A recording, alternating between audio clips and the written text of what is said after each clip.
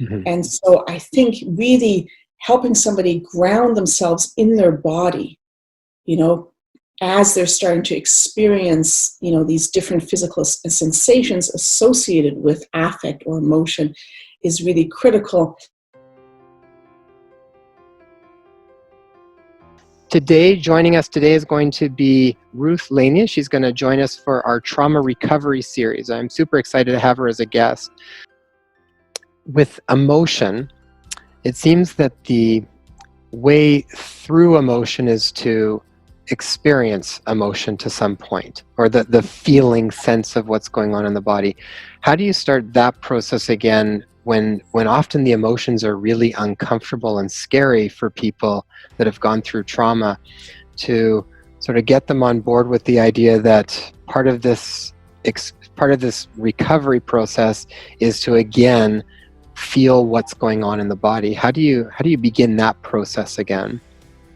And again, here, I think it's very important to personalize it and titrate it, right? Because you don't want somebody to become too hyper or hypo-aroused, right? Because they'll stop all processing.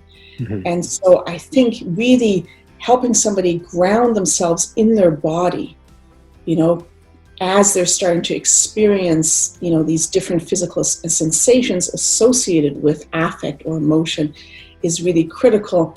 And something I've recently gotten familiar with is a treatment that's being developed by Frank Corrigan that really starts processing the emotions at the time of the orienting response. So, when you've been involved in the trauma, you actually orient to the stressor before the emotion comes in.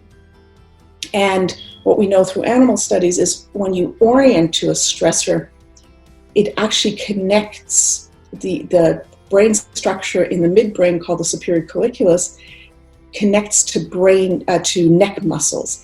And so as you orient, the first thing you'll feel is tension in your neck, which you would be really familiar with. And that actually happens before the emotion comes in. So what I'm working with a lot now is getting people to become aware of what they feel in their neck as an anchor.